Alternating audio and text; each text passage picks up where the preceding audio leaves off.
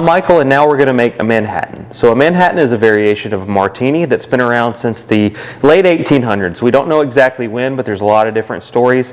But basically, we're taking what would normally be a vodka or a gin, and we're replacing that spirit with bourbon, one of our favorite spirits. So to make a Manhattan, you have to have some sort of bourbon or whiskey.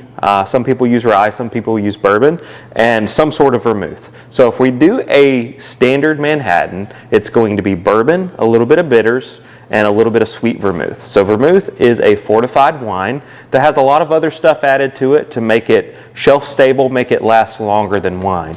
So we have a lot of different types of vermouth. This is a dry vermouth. This is what you would find in your standard Manhattan. We have a sweet vermouth. This is what we use in a lot of different cocktails. It's sweet, it's great.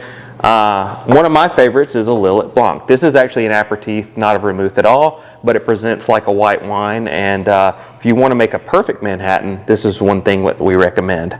So the first recipe we're going to use a little bit of Angostura bitters. Just a couple of drops. You don't need a whole lot in this. I'm going to add 2 ounces of bourbon. This is actually a blend of bourbon and rye together, and I think it makes the best Manhattan around.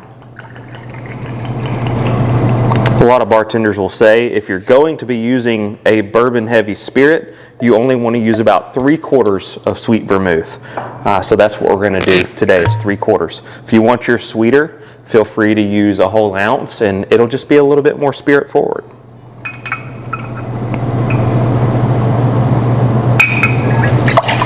A couple of different options that we can use to serve this drink. Since it is a variation on a martini, a lot of people use a martini glass, which looks like this. Here at Cap Cork, we prefer to use a coupe. We feel like it adds to the experience just a little bit.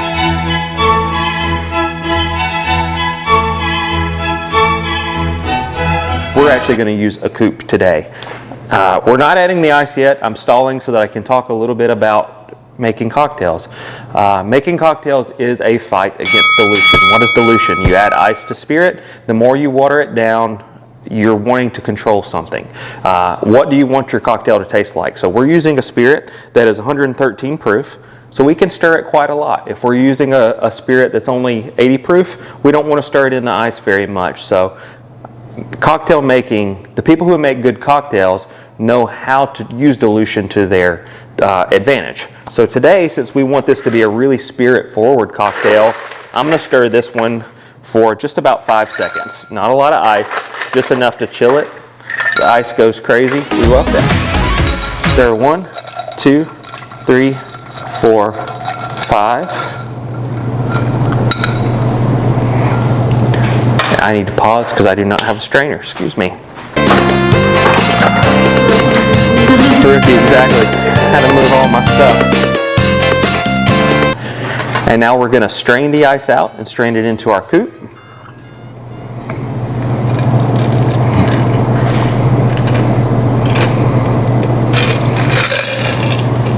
If you want to get fancy, you can add your cherry onto a skewer. Today we're just going to put it in there and let it just fall to the bottom of the glass for a little treat at the end of the cocktail.